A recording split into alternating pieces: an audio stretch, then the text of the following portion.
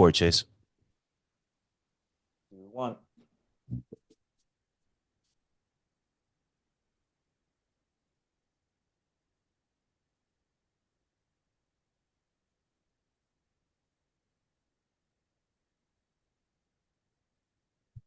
Ladies and gentlemen, boys and girls, the Divine Brothers convene once again. Your weekly dose. How's everybody doing out there? Austin, you just been driving through the wind and the rain. You alive, man? Yeah, it was pretty stressful. The speed limit on these roads is like 55 miles an hour. It's actively raining, and we just had a major storm come through, so there's debris in the road. But I made it through. I'm doing good. Yeah, I never appreciated all those thunderstorms and tornadoes in Alabama, man. I remember like that siren, that tornado siren going off all the time when I was a kid. I was only in Alabama a couple of years, but that memory of that siren going, I can like remember it happening all the time. So people shouldn't live there. It was a mistake to settle that area. That's what he's saying. Yeah. I say I never got scared by weather ever. Like the sirens, hurricane. I was just like, what can it do? It's funny. It's one of the few things that doesn't terrify me at all. Yeah. Earthquake. Well, I mean, I've been through some really harsh tremors out here, but it's kind of like, whoa, oh, that was fun. Yeah. I had a earthquake in Rayleigh, Ian's hometown, and it was the middle of the night. Like we were both asleep. We're in the same bed and stuff. And I thought Wu Yin was like shaking the bed, like, and I was like, "What?" And I put him on. Says like, "What the fuck are you doing?" And he's like, and we both get up and we feel we're in like a 20-story hotel, and we're on like the 14th field, and we feel the building shaking. Oh, yeah. Like it's literally shake. That terrified me. Like I just like in my mind the exact scenario of the concrete just tumbling on top of me and falling out onto the ground. Like it was scary. That way scarier than a tornado or a hurricane. I felt like I was in the palm of God and he was about to squeeze, and that was gonna be it. That was gonna be how I went out. Did So did you see Thailand when they had that Thailand hurricane earthquake recently? the recent is that the one where all the kids were in the cave and the guy had to get him out of the cave? Am I thinking of the right thing? No, dude, this is recently. This is exactly your Oh, nightmare. There's this beautiful hotel with like a pool bar on top, and it just collapses. It's just like a crane oh. guy falls into it. Like Thailand, like yeah. Yeah, there was one in Myanmar Oh, recently, and they're Wu right next to Yin's each home. other. Yeah. Yeah, Wu Yin's hometown is on the border with China and Myanmar, and they had like the after effects hit his hometown, and there was a video of his hometown. This is always how it works in China. There's like a video that's available for a few seconds, and then they take it away. And it was his hometown in this mall. I've been. It's like an outdoor mall or whatever, and all these people are running, and there's fucking rocks and shit falling from this construction It's building, like like a Godzilla concrete movie. rock. It's like a Godzilla movie, exactly right. And the video, girl got fucking pounded, man. Like it was just a giant concrete brick, just Oh yeah. Yeah. like she was like, yeah, she died, man. I was like, holy shit, I've been there, I've been walking there, and that shit happened out of nowhere. So yes, nature does scare me. Dude, It really. imagine what it's like in Burma, third world country in a civil war with like, those buildings are made out of mud and clay. There's probably thousands dead that we'll never hear about it. Just thousands upon thousands of people probably dead. In China, like you know how there's like urban myths and stuff like that. Like you ever heard the one about like people drugging you and taking out your liver and leaving you in the ice bath, like that sort That's of thing. it's terrifying. Yeah, absolutely. Yeah. The one they always talk about in China is like you get a job offer. It's just like there's all these unemployed kids in China, and you get a job offer, and it's to go down to Myanmar. It's the best money you've ever heard, and you get out of the airport, and they enslave you, and they put you in a call center where you're just doing scams all day. You know, like that really that's the thing, and apparently it's a real thing. Like that's how they fund the civil war and stuff. They kidnap people and force them to do call centers where they're just trying to rip off Chinese people all day, like by getting on Tinder or Grinder or something like that, pretending to be a hot guy. Oh, if you just send me $5,000, I can invest for you, and then we can meet and get married and blah blah blah blah blah. And that's how they fund the entire operation. Jesus, that's how they get those people, man. I had a phone call with somebody, I think Pakistani or Indian service provider from my telephone company. He was at the end of it, sir, you were just the nicest. Like he was almost in tears because I treated him like a human being. I was like, yeah, Yeah. take your time, no worries, brother. It's not your fault. You know, like he was. I don't think anyone had ever been nice to him on a phone call. I think everybody just called and yelled at him. He was grateful. That has to be maybe the most psychologically taxing of all jobs, you know? Yeah. Like to be working in customer service on a like every single person's angry, you know, Yeah. just like, "Ah, what the fuck is wrong with you?" Next call. Oh Just my like this God. over and over. It's like every 15 minutes, that's what you get. I can't imagine like coming home and just shutting that off. I don't know how you could, but The kid, people do it. I think I made him cry. You know, a good kid. Thank you. That's how it was. Yeah. I'll never forget him. I was like, good God, this guy. Everyone treats him like shit. Fuck. Chase, do you ever think you could find yourself in a Hannibal Lecter situation? Because obviously he was a psychotherapist, he was a smart guy. Could you really get into someone's head, like Clarice? Could you cold read like where they're from and all their insecurities and to manipulate them if you really wanted to? I definitely dream of being that good. Yes.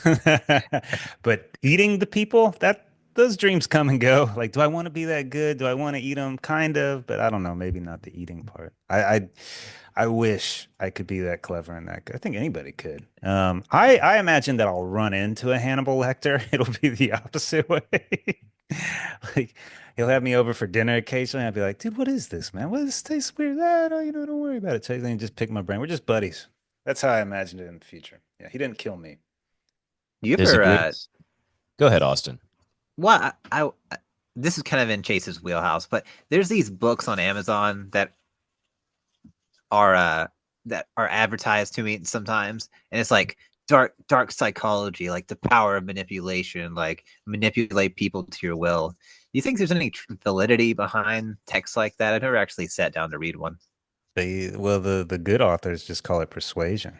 You know, that's all they do. And then they just twist it that way. So they put a little positive little spin to it. You know, this is something that's a good thing for the person. And then they sell it as some type of bullshit little theory. Yeah. I actually wrote the guy in my master's program. He did a thing on persuasion, and I asked him similar. I was like, "Did this start out as manipulation, and then it kind of evolved to that?" And he said, "Yes." He goes, "I used it for my betterment, and then I figured I would try to help people with this theory." I can't remember what it was though. I don't remember. I never respected those books. I had a Neither did friend in I. Neither did I. Yeah. I had a friend in college. He was a roommate, so like a vague friend, like more just we would see each other. Hey, what's up? He read that book, How to Win Friends and Influence People. You know what I'm talking about? God. And he went full cult, like full cult. Like just every situation was like, this book is everything. It should be every conversation, everything I do. It's all that I can think about and stuff like that. And I remember talking to him and be like, yeah, I don't want to hang out with you. You're not influencing me. It's just like I don't know. There's something very insincere about buying into some kind of book. Like if I read Trump's Art of the Deal, suddenly I'm going to be a billionaire, because I'm just making deals left and right. I don't buy it. I don't buy it at all. Yeah, Austin, all psychology is just fucking theories, pseudoscience. I mean, all of it's just like this is my experience and this is how I'm gonna, perceive things. And do you agree? It's essentially all it is. So I don't think I've ever really been blown away. I've been blown away by Jung's depth. I was like, this isn't Well, even psychology anymore, dude. This is I, this. I can think of one example where people did use what was in the book and it actually really helped them. Did you ever go across that book, Chase, called The Game? You know, The Game, the pickup book, the pickup artist book. You know what I'm talking about? I know the theory, game theory. I know the The rapper, the Game. game. What? It was this book, and I remember it was like from 10 years ago, and I knew multiple guys here in China who used it. Like they were like, the techniques just fucking work. And they were banging chicks every weekend, like just a Oh, new girl, new girl, new girl, new girl. And they swore by this book. They were all reading it, and they were like, this book is foolproof. Absolutely foolproof. And yeah, it was multiple guys all using it.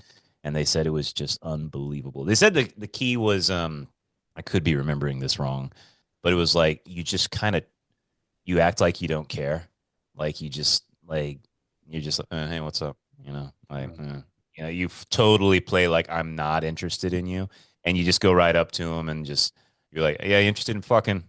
No, all right, see you. You know, like that sort of really bold sort of, and I don't give a fuck attitude, and they're like, it's fucking works every time. So, you know, maybe some of these techniques work, man. Might be. I think it's like I think it's the cult theory. I think if you believe in something, it will get you the results you want, but there will be just a catastrophe like just outside of your peripheral. That's it. Like, dude, we had our cousin here for a week. It's just that person. It's cult like mindset. There's one goal in her life to achieve one thing, and it's just like, damn, everything circles back to it. Every conversation circles back to it. It's just they're really hard to be around for a long period of time because that's all they want to talk about or think about. That's how achievers work, man. Cult like though. Yeah. They Yep. get shit done. Unlike you and me, you know, like we did never do anything. There's got to be a middle way to that though. You know, there's got to be an efficient way to get things done and to not be off-putting. Austin, do you have the answer? Please Yeah. tell us you have the answer. Yeah. And please make it easy too. Yeah. Wait, in what context exactly? Life. To be Did that persuasive? No, man, to get shit done. Like, what do you think about what's the middle way between the obsessive personality that's completely focused on a goal to the slovenly personality that just is like, why give forth the effort? Let's stay on the couch instead. Where's Yeah. the mean between the two extremes? Yeah. Well, you got to know exactly what you want. You got to be motivated, and you have to know when to give yourself breaks. I I was like hyper focused when I first got into lucid dreaming to the point of being annoying, and this is a little bit different. But I learned, and we've talked about it. Like, there's ways of approaching things that are uh, that are like in the middle ground where you still get to talk about it, but you don't seem like a weirdo. I don't know about motivation. I feel like either you're motivated or you're not. I don't really see like a way to really game that too thoroughly unless you get put on medication or something like that. Or you trained your attention through meditation, which I was able to do. And I find that your ability to concentrate is highly dependent on what kind of mental state you're in. And meditative states are really conducive to intellectual work. And I found that to be the case. So I would meditate and I would read philosophy right afterwards. And it helped a great deal because, like, otherwise, Dean, like, I love William James. I love the varieties of religious experience. But my ADHD is so bad. Like, it's so difficult for me to sit down and read it. So I'll end up playing Battleground, PUBG, and listening to it in the background. So I have to be doing multiple things at one time. And So when something what's your retention rate while in terms of listening while playing video games? How much are you actually taking in? a good deal, because I'm focusing mostly on the audiobook. Like, the video Hmm. game is secondary, uh, but I am also focusing on that. It's like that's what my unconscious is doing, but I'm consciously focusing on the book. So I'm not putting a lot of attention. I'm just like, it's there if I need it. I know it's really pathetic because there was a time in my life where I could sit down and read for 3 hours, really like difficult stuff. But now it's kind of difficult for me lately. I don't know what it is. I'm going through a cycle or whatever. But yeah, like, I have to do stuff like that. But again, when I'm at work, man, I can listen to audiobooks for 4 or 5 hours. So maybe I'm just mentally tired from doing that every day. So it's hard to I'm say. curious, what triggers obsession for you? Like with the lucid dreaming, right? What was it that made you go like, this is my obsession, this is my thing, I'm into it, it's all I can talk about, it's all I can think about, you know? What was it that made you just completely on fire for it? That's a good question. Like, uh, a love of like fantasy and sci-fi has always been there. Like, when I was a really young kid, I remember being at my grandparents' house watching episodes of the Twilight Zone, and I love this idea of like liminal spaces and like intermediate realities and like the impossible becoming possible. And then I got into sci-fi. I watched a lot of Star Trek. So I always loved weird things and like space and things that were relatively far out from normal reality. And then lucid dreaming is like, okay, that's all fine in literature and art and stuff. But then they say, hey, you can actually like do it yourself, and then you're the guy doing it and not just watching someone on a television screen visit different dimensions or however you want to ever you want to talk about it. So I always liked weird stuff, even to this day. Writers like H.P. Lovecraft, Philip K. Dick, so on and so forth. Cool. But, dude, I'm right with you. Instead of world history and U.S. fucking history bullshit, I want to learn the sci-fi shit. Anything cool like that is always captivated my attention too. Some of the only books I ever read growing up, like consistently, like Alien versus Predator, the Predator's home world. It's just like it wasn't reading. It was just like this is fucking cool little fantasy little world. I always loved the sci-fi shit. In fact, I would if I'm reborn again, I'd like to come back in a sci-fi life where I can have my own spaceship and cruise around. Like that seems I want humanity to get to that point. Like I want to skip everything until that point. That would be fantastic. Yeah. This begs an interesting question. And Chase, I'm sorry, you might have to like tune out for this one if it I don't know if it will or not. Austin, do you like Star Trek? Like TNG? So I only watched the original Star Trek, Oh, and okay. yeah, and I was never like like I never was like obsessed with it, but I thought it was a good show. And I only watched it when I was like 13, 14, 15, partly because it was one of the few channels, the sci-fi channel that I had in my bedroom, so I was kind of limited, and it was the Right. best thing out of a few options. But I liked it, and I really like Spock in particular because I kind of felt like Spock, like an emotionless weirdo. You kind of look like So him a little bit too without the ears. Yeah. Little bit. Yeah, yeah, Yeah. yeah. So I love the next generation. Like I didn't watch it until Good. 2019 because of just another teacher got me into it. He was actually another gay guy. He was really nerdy and stuff like that. And I was like, "You're such a nerd. You love this Star Trek shit." And he's like, "No, I'm telling you, it's awesome." And he showed me a few really good episodes, and those episodes got me hooked. And I watched the whole thing through COVID, like beginning to end. It's a fucking amazing show. It is so good. It is like it's the most optimistic, hopeful version of humanity possible, and it just gives you hope. It makes you think that we can fucking do this, man. Like, and there's like the great thing about it is like it's led by this guy, right? The original series, I haven't properly seen it, so I can't comment on that. But the guy who leads the TNG series, the Jean-Luc Picard, the guy played by Patrick Stewart, he always solves like they always every episode. This is it. They get in some situation where there is no way out. It is impossible. Everyone is going to die, and somehow Jean-Luc Picard, through talking, through a speech, solves the situation. And you believe it, you buy it, and it's just the best. It's the best, man. I love that show so much, and it makes you think humanity can fucking make it. It's not dystopian, it's utopian, and I love it. I love, love, love, love everything about it. Rant over. There you What go. I'll say, Austin, I'm more of a fan. If I had to pick, I'd pick the Twilight Zone. That'd be my first choice, man. I'm trying to think of some of those crazy episodes on the Twilight Zone. Some of those old school ones were really good, man. Fucking the plane one was fantastic. And what are some other ones that I'm not thinking of? There's like one where this kid won't let the people leave the house and he just slowly kills each one of them. Like it's just, I remember watching, I was like, oh my God, I'm a little scared. I'm a little scared, man. yeah, I like the classic.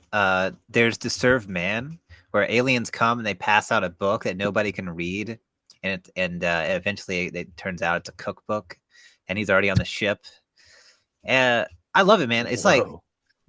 it's a like a major twist. Rod Sterling was a fascinating character. I was actually listening to a book called The Twilight Zone in Philosophy. I haven't gotten very far into it yet, but he was a very intelligent guy, very concerned with like social ideas, like black equality and stuff like that. So he worked a lot of those ideas into the his shows. But he's a very fascinating character. I'd What's say his name again? I think it's Rod Sterling. Rod Sterling. Yeah, I Yeah. really love his voice, man. He had a those introductions were so good. Imagine if you will, Man, imagine yes. like Dee a dee dee quaint dee dee dee street, dee dee. That was a quaint terrifying street too. in suburban America. Everything Yeah. here is fine and dandy as always. I miss that way of talking, man, when people had distinct voices that you could just, there was something in that air. Like it must have been because radio was everything before that. So people had these practiced like radio voices, but they just knew how to deliver the English language in a beautiful way. It was really, really good, man. I think that's a good point. Dude, what about that song? I wonder who pitched that song and got it taken. You know the Twilight song? You know what I'm talking about, right, Dan? Yeah, it's perfect for it. It's perfect. Right Yep. after the great voice, this terrifying little doo doo doo doo. So it feels like you're going to another world, man.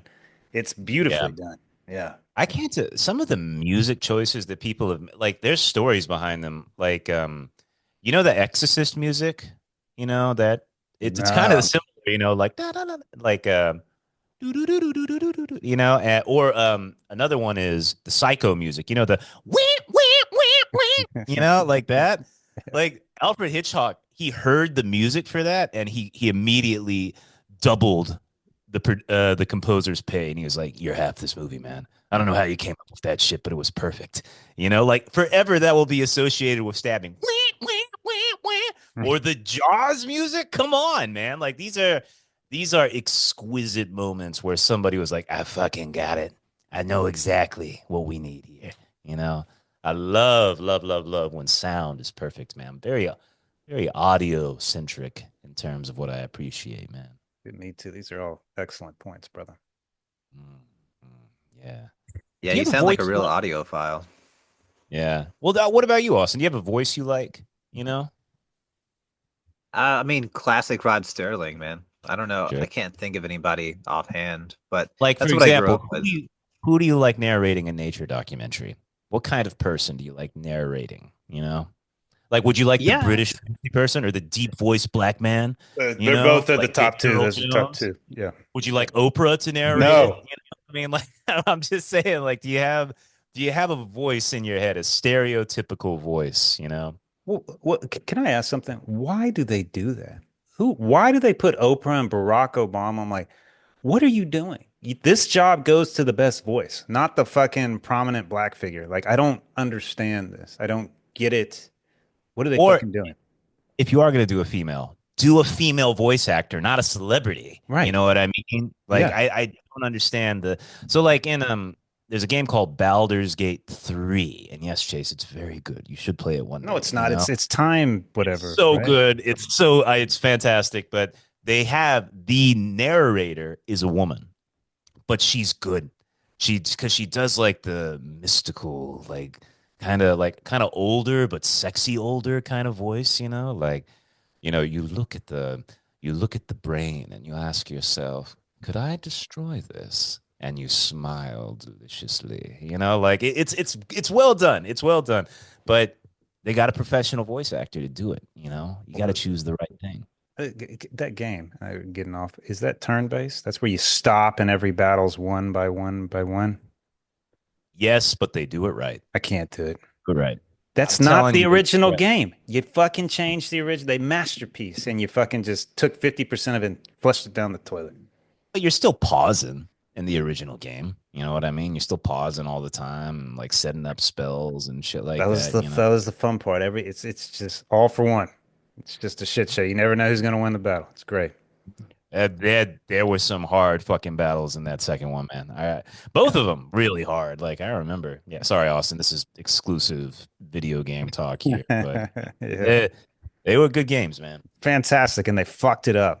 I haven't forgiven them for it. I'm sick of people One fucking shit day up. I'm gonna get Man. you to try it, and you'll see. It's good. It's solid. It has the Dean seal of approval, which means nothing to Chase, but to the 200 people who consistently listen to us every week, it could mean everything.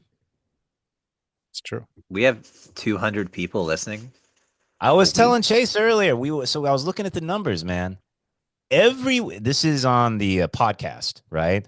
Every week there's 200 downloads every week. Like on Yeah. the Lib 5, I was like, holy shit. Like it's consistent, a 200. That's a congregation of people coming to us. coming to us for divine wisdom. And I gotta say, I feel as though there must be something in this Trinity, and yes, I use that word very precisely, that is speaking to the masses. Chase says we get thousands of views on TikTok. Thousands. Can you Said, imagine that? I think I That's like said a small army. without the plural, just one.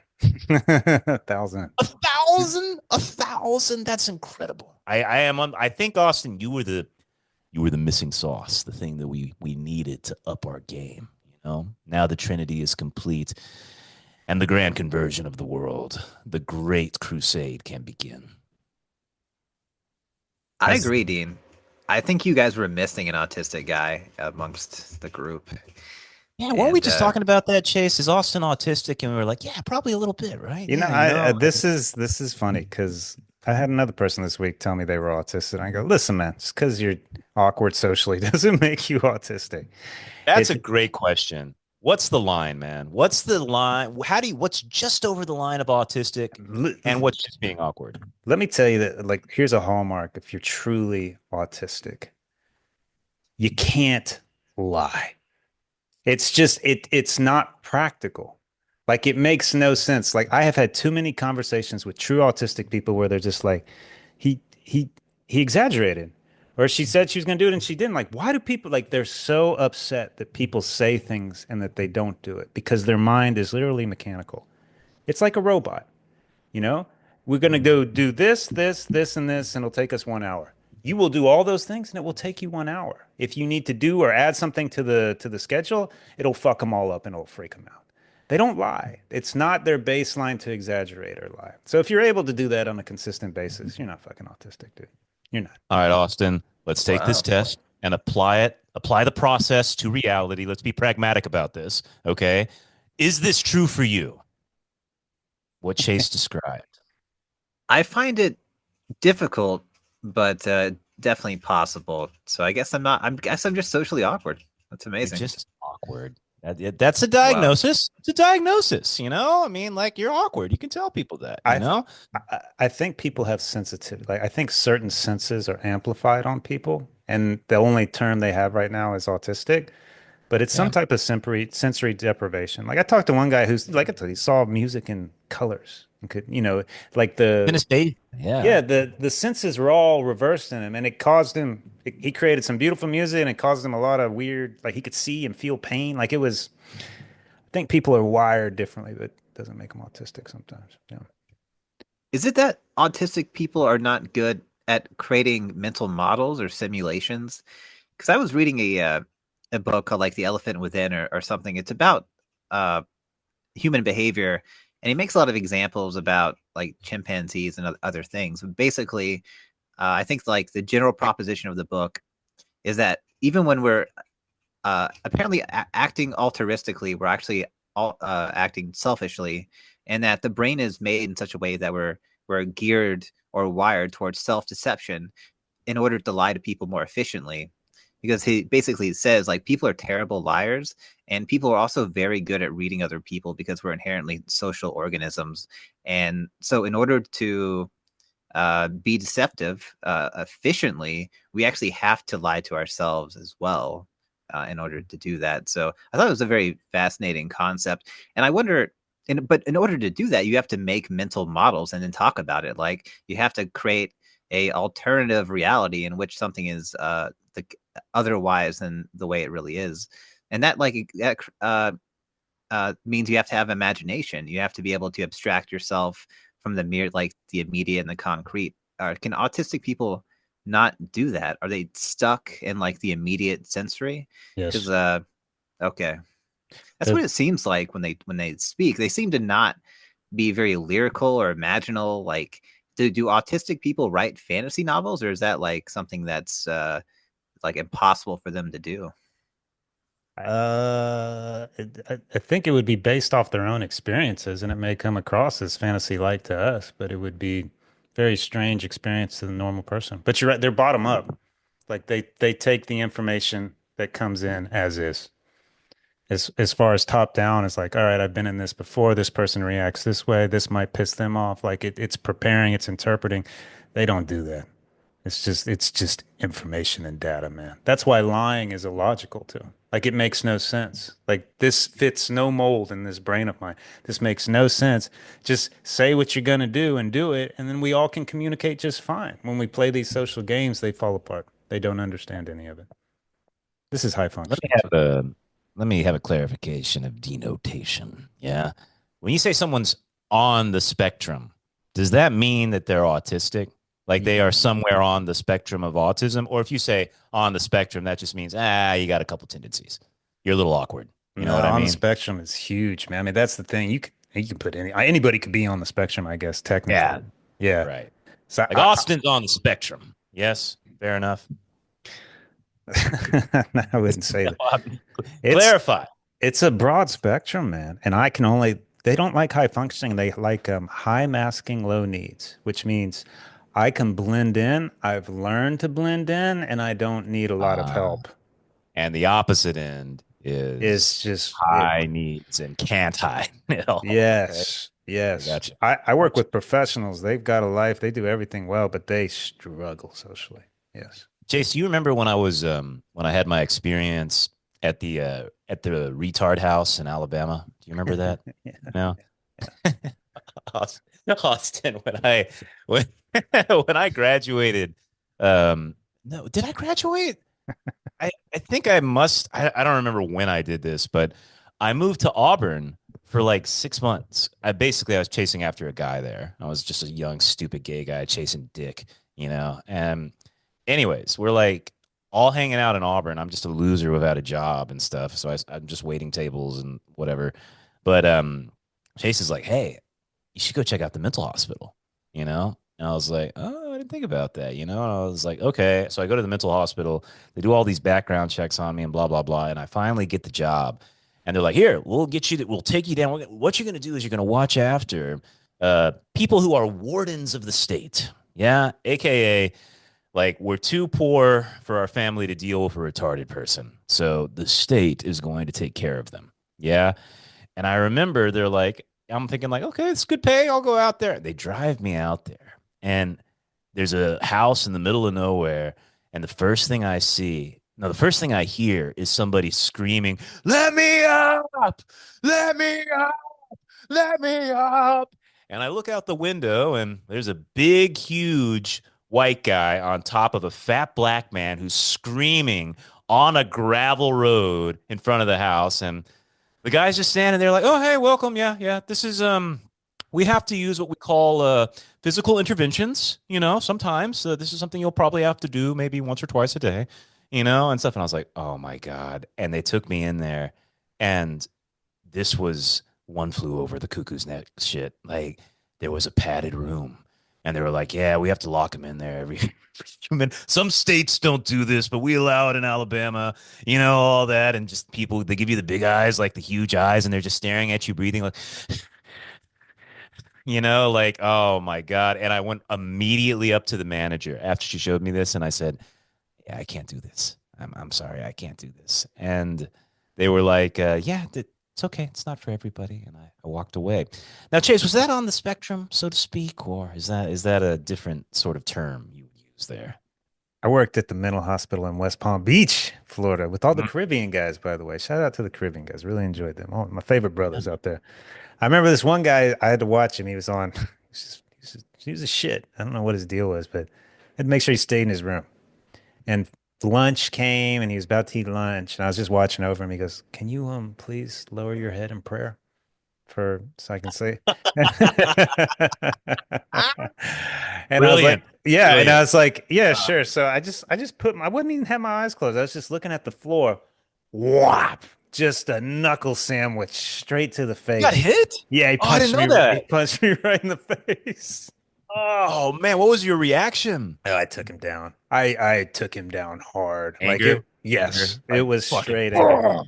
It, Oh man. it's just funny because I remember when I came there, I was training, and I saw come of the tech. Like I saw a tech like punch the shit. Like he was both the patient and the guy were punching as hard as they could. Yeah, it was a fight. But I was like, dude, if some of these people are dangerous and they want to hurt you, man, that motherfucker told me to pray and punch me in the face. I was like, man, I got to get out of this job. This is it's not But I good. tell you what, you never forgot that lesson, did you? Never trust a mental patient. Never trust an addict. All of Yeah, these things. I Uh, got a scar on my finger. Christmas Eve, I was 25. There was a Jamaican guy bit right through his restraints and into my thumb. was Like, that the guy who was HIV positive and you had to get no, tested? Yeah. they were unsure. They thought he might, and they put me in the hospital, and they were going to give me the cocktail. It was horrible, man. Oh my God. I got This a is new the job world the change. next week. Next week, I got a new Oh, job. Yeah. oh my God. I forgot these stories, man. I forgot about that whole chapter of your life, man. So did I just I. forgot it. Sounds like an awful job to Fucking have. horrible, man. Austin, you never went to rehab, right? I never did. Okay, that's a good thing because, man, there's just like the people in rehab. Holy shit. Just, I could not believe the dredges of society that ended up there. And from all layers of society, from the very, very top to the very, very bottom. But man, talk about cesspool. That shit was dark. And they, just like Chase said, I learned quickly never trust an addict. Never. They will lie beautifully. Oscar winning acting. And you'll say, yeah, no problem. Go outside. Yeah, don't worry about it. Do your thing. And there they are taking the Suboxone, just shoving it all into their mouth so they don't get, like, oh my God. Just, and then you have an OD on your case and you're like, oh my God, this is okay. I've learned my lesson. I'm sorry, God. Please, please, just, can I get a new job? Let me get out of here. Yeah. I last summer. That was Dude, it. thank you for bringing up this chapter in my life. So at that mental hospital, you had to rotate. You were on the floor, or you had to work intake. Intake's where the cops bring in the people off the streets. So They they're bring it, just raped. and it was me and Joseph. Joseph was a Haitian nurse. He wasn't a huge guy. He was a super nice guy, and we became. You never met him. He was one of my better friends when I first moved down. And there was a reason he was my better friend. It was just me and him. And it's usually three people, but they're like, "Oh, you guys are big guys. You guys will be fine." I was like, "Okay." Oh These boy. cops brought in this huge, I wouldn't say tall black dude off the streets, and they uncuffed him, and he was sitting down. I was doing the paperwork, and Joseph came out to do his like blood pressure, and he just attacked him. He Oh, attacked him, had him pinned against the wall. I got around his neck and like threw him to the ground.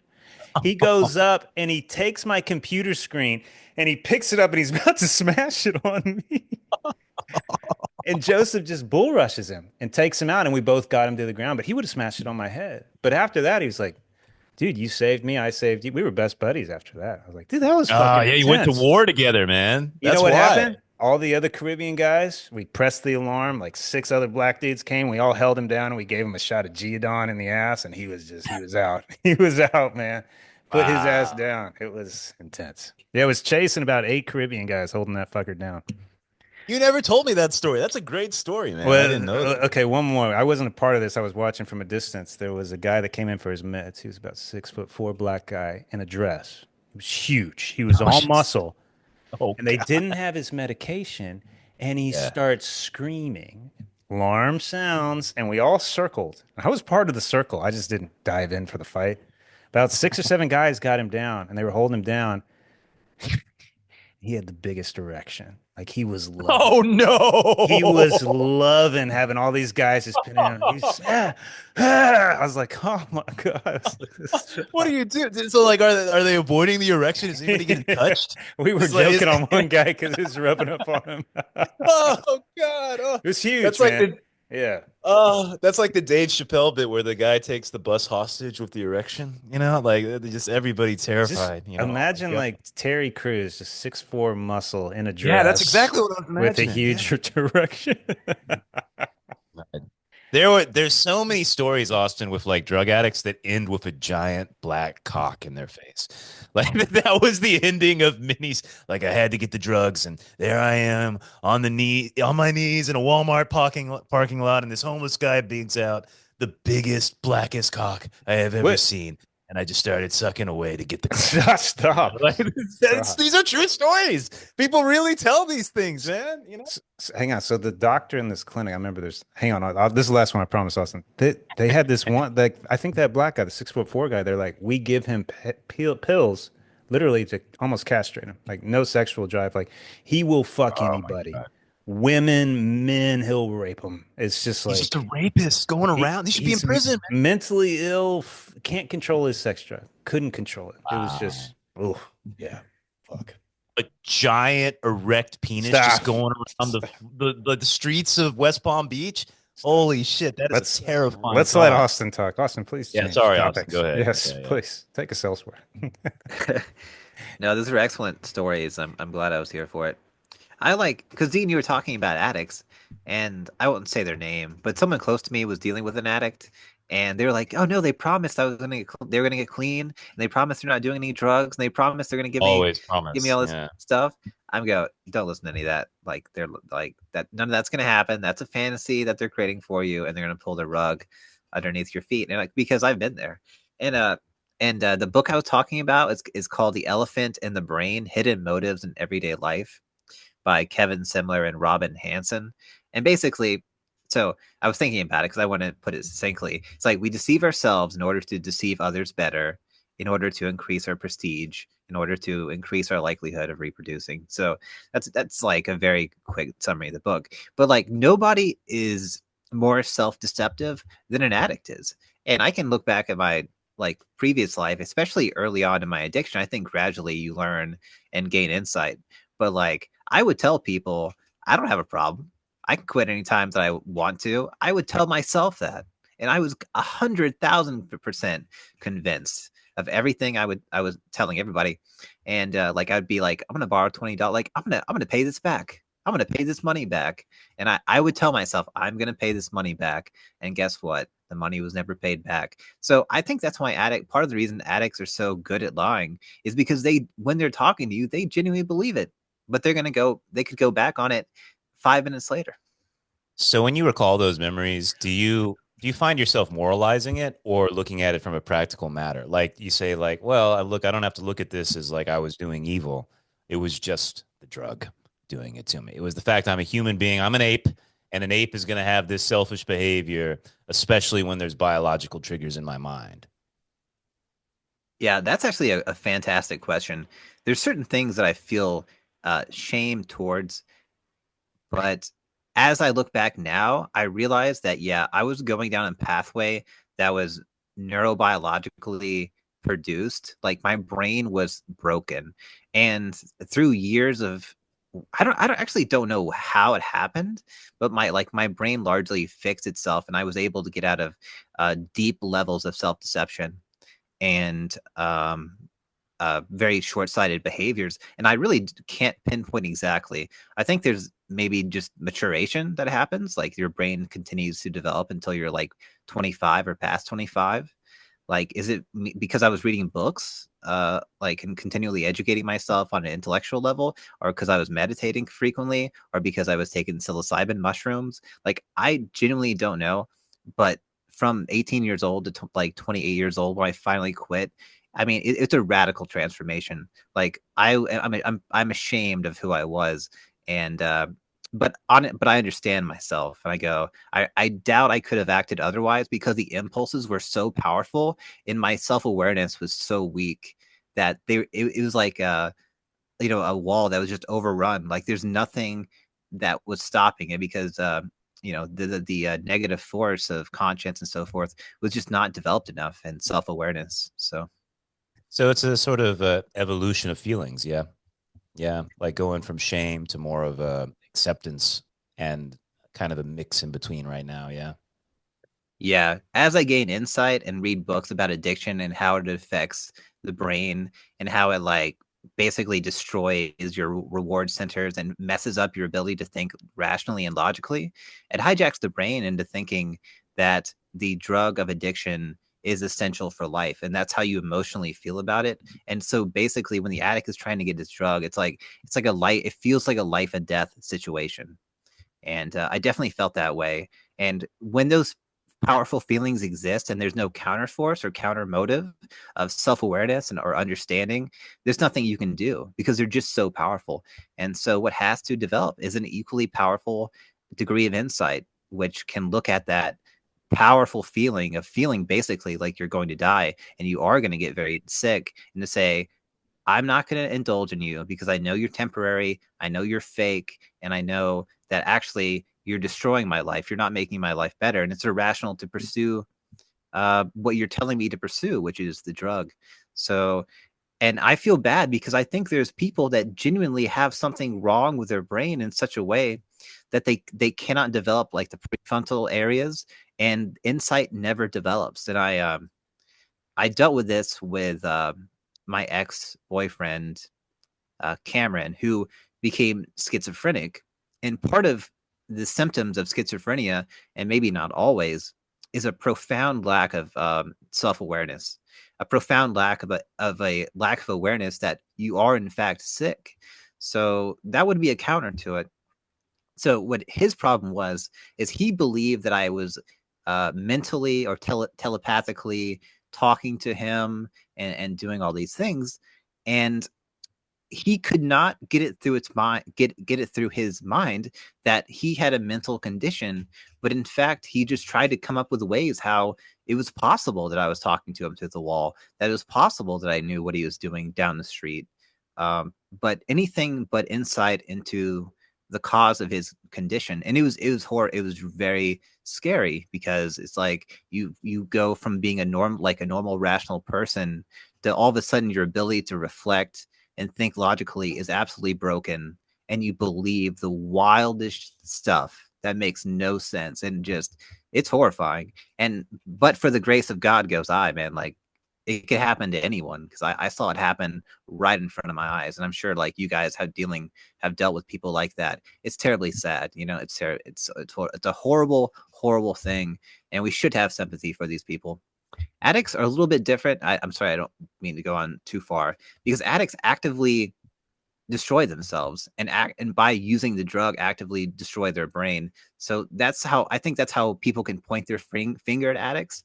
But then again, you have to realize that they're dealing with a powerful impulse that they do not have the tools to deal with. And I think in certain occasions, there's people that are incapable of developing the tools to deal with powerful impulses because of brain trauma or because of genetic differences, or whatever. And I feel very sad for those people, because they're basically doomed to live their entire lives as addicts and die as addicts. Well, dude, you talk about schizophrenia and addiction, and you feel sorry for these people. Feel sorry for the people that has to treat them, because you may help one, and then you get 3,000 more, and you're like, would help that one? Didn't help any of these 3,000 after. Like there is zero roadmap. Like, yeah, you got to get to insight, self-awareness. Everybody's got a different route to that. And like you said, some of the brains are they're just fucked. They're just fucked. The only thing that I would do that consistently could get results, psilocybin or something like that. Fuck it. Let's put them in a safe environment. Let's give them a heavy dose, and let's try the therapeutic approach with them, and then see if they can get something out of it. Like that's all I have ever seen that has made like a serious dent and shifts in almost, I don't want to say everybody, but the majority of people. Yeah. It is interesting thinking about people who are incapable of insight, you know, because I never really think about that. I always think that insight is possible, but yeah, I guess if your brain's fucked, then there's not really much you can do, you know? That's a really sad thought to think about. But, you know, this week, Chase, we were reading the last part of this book, and there was this really interesting thing Bobby brought up where he talked about like these Buddhist monks, and they go on these crazy meditation things, you know, where they're like basically tripping balls in a meditative state, you know, but they really were careful to always come back down to reality. You know what I mean? Like you have these crazy experiences. Maybe you have a drug experience, maybe you have something like that, but you have to always bring it back to the real world, you know? And that kind of sounds like Austin what you were saying, that the ex, like he couldn't come back to reality, you know, and an addict can't come back to reality. You know, it's easier than we think to just get snipped from the real world, and therefore, like, and I've been thinking about this a lot, but I think that you always have to have sort of reality checks where you have that sort of pragmatism philosophy, Austin, that we were talking about before, where you're just constantly checking to see if your thoughts are real. Just check and see, like, hey, is this thing that I'm thinking, does this pan out in reality? Does it check out? And can I confirm it with the details of my world and stuff? And I think that's a really, really helpful insight, because hopefully, and Austin, because I'm curious what that author would say if you brought up insight to that author, right? Like, we got these monkey brains that are always thinking selfishly and stuff. Okay, then how do you explain those moments of insight where you do break out from the completely selfish, almost, primitive behavior where you're in survival mode, you know? I'd be curious what they would say to that. Yeah, I'd be curious too.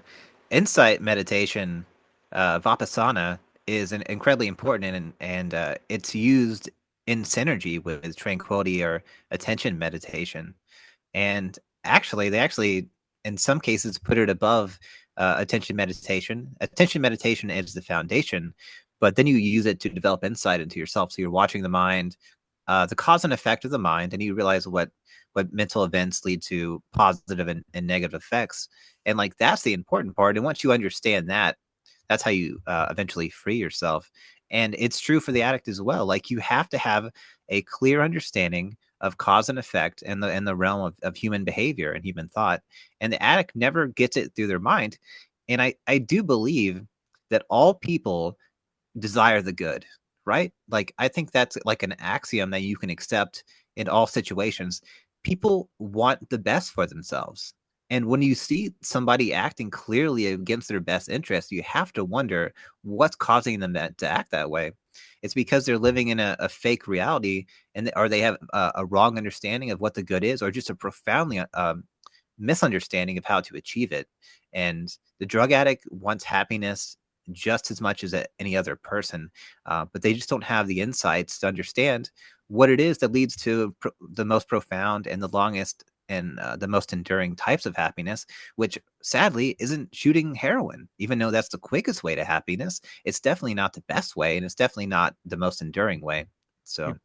The self-awareness breeds anxiety, man. Insight breeds anxiety. I mean, you think of the hardest trip you've ever had. Like I think of mine on shrooms, like by myself, taking way too much. And the places I went and the realities I was seeing about myself, it's like this is suicide was a very real option at that time. Like it was unbelievably dark. And I came out of it for the better, but it's like to know you have to go that far and look at yourself and be so ashamed. It's like, hey, fucking, what's the point of even living?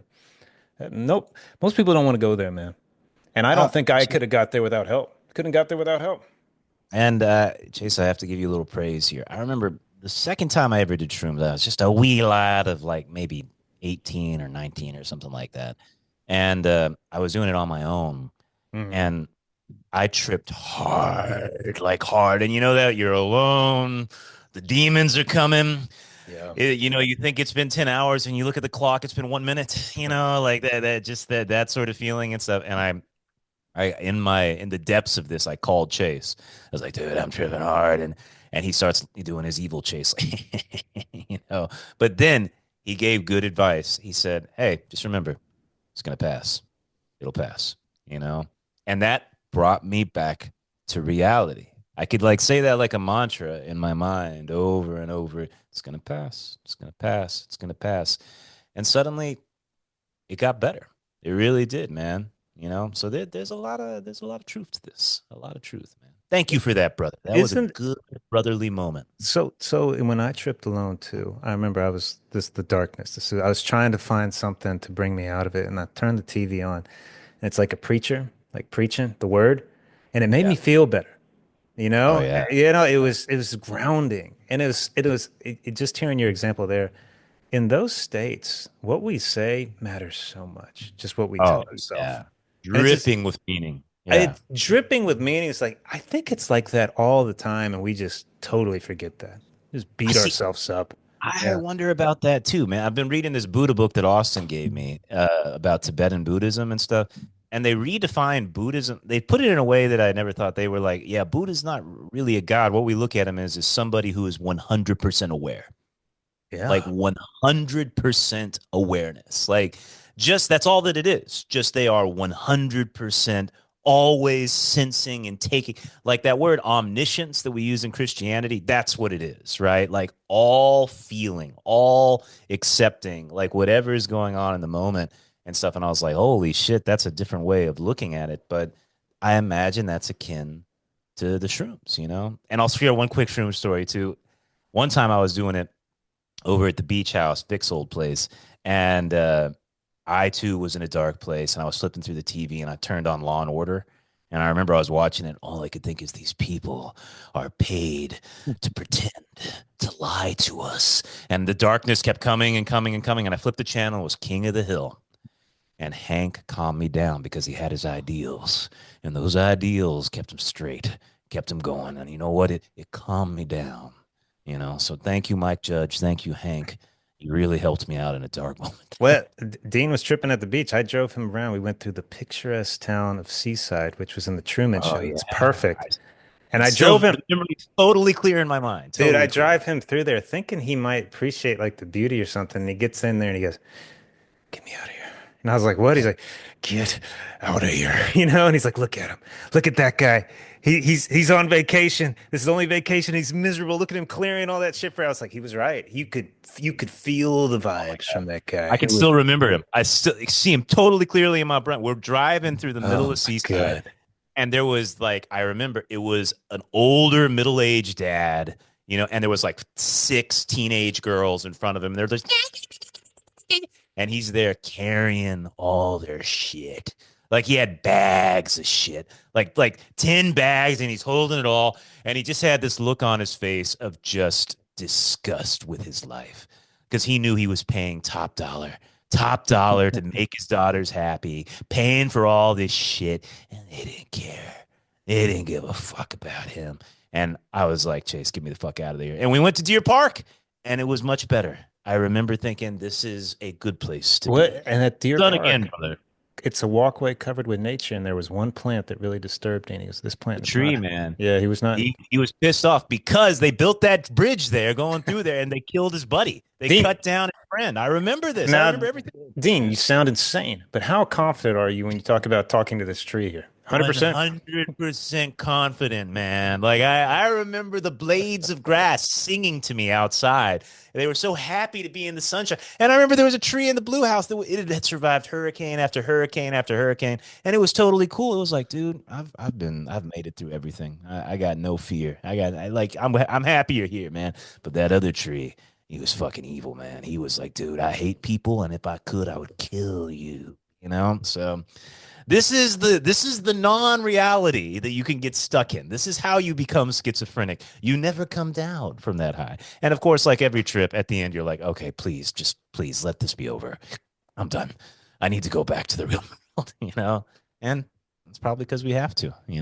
Austin, you ever done a hardcore trip alone? God knows where. Uh, my first trip was the hardest I've ever tripped, and since The then I was first pretty time. careful. Yeah, I was pretty young. I Oh, was like 14 years old, and Jesus. I was Dude, having like full what? hallucin. Yeah, What did you so I take? don't. I Who took gave three it to point. you? That's a better question. Yeah. Yeah. I don't want to. I don't want to say. I don't want to Somebody say. we know? Can I just Yeah, ask? somebody we know, Dean. Okay. Somebody we Okay. know. But I remember when it was Thanks a brought, lot. like really thought that mushrooms were like cannabis. So like, yeah, let's take these drugs and let's hang out and laugh and watch cartoons, man. Like I really thought that's what it was like. I remember when they were first kicking in, I felt this overwhelming sense, like I could feel the world turning, and I was laying on the couch and I was holding to all these clothes, and I was hallucinating that there's red and blue lights flashing in the room, and this is like 30 minutes into it. Uh, it's incredibly chaotic. I don't remember a lot of like clear I don't have a clear narrative of that night. I just remember being in different situations. Like I'm outside in the garage and there's a huge poster on the wall that falls into the wall and creates a cave that's covered with spider webs. And I could see through people their torsos were curved inward and I could see what was behind them. Just but again, what was kind of strange about it, because I was like a very uneducated heathen at the time, and I think I've heard this before, like you can only expand your mind like relative to how much mind you already have. So had like no good ideas in my head at the time. I didn't read anything. I was just like a stupid kid that wanted to get high, and the mushrooms treated me pretty harshly. They gave me a show, but I didn't walk away from it with a lot of insights, to be fair. I've had a lot more profound experiences later, after I had good ideas to think over and a lot more like insight that I had developed elsewhere. So I don't think you can just give mushrooms to some like degenerate and he automatically gains insight. But if someone already has a desire to like learn and grow, and then you give them a tool, a really powerful tool like psilocybin, then you can get amazing results. But you can't just give it to any weirdo walking down the street, you know? Fair enough. Do you think you talked about there wasn't a massive flow of insight? Do you feel like there was a shift that, oh, I got nothing in here. Like there's nothing to draw upon. There's no information to look at more deeply. Was there awareness of like you were kind of hollow or not even that? No, not even that. I was like, I am 14? insane. That's like nothing, man. Well, That's a you are, that's yeah, you're 14, dude. You're not, yeah, what are you supposed to have in there at yeah, 14? Yeah, you're just yeah. jacking off every day. Yeah. Yeah, I had nothing there, but you need like one of the good things about our age is we have all these great tools. We have philosophy and like theology and psychology, and you can learn a lot about yourself. And then, but then sometimes you need something to apply it. And I think psilocybin is an excellent tool for that because it brings up the subconscious, and then you have all these tools about how to deal with things. Because I think a lot of people, their immediate reaction is to reject the darker parts of themselves. And I think I've talked to you about this before, but the appropriate response is acceptance. At least that's my perspective. You bring the worst parts of yourself out into the clear light of day. You look at it and you say, "Hey, you fucking psychopath. Here, shake my hand." Like, it's not your fault, man. It's like you're a part of my evolutionary lineage. I didn't choose for you to be a part of me. You like psychotic whatever that wants to hurt people or have revenge on people. Like all the worst parts of being human, and you had talked about this before. It's not your race. It's being human. Being human makes you evil.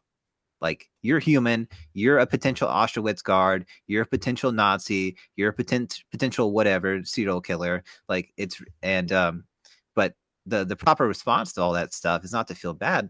It's to accept it and say, hey, that's fine. You exist, and like maybe I'll give you a little bit of an ability to express yourself. Maybe I'll write a dark short story or I'll paint a dark picture. But dude, I can't let you out. Like you got to go back into the basement. But at least with the knowledge that hey, I look at you and I say, hey, I see you. And I think that's a lot. Like a lot of the time, that's all these drives want. Like you got to look at them occasionally and say, hey, okay, uh, you know, I know you're there. I think that itself deals with reduces a profound amount of neuroses. And that was true for myself because I actually did a lot of meditation sessions in which I specifically brought up the worst parts of myself, gave them form, and had conversations with them.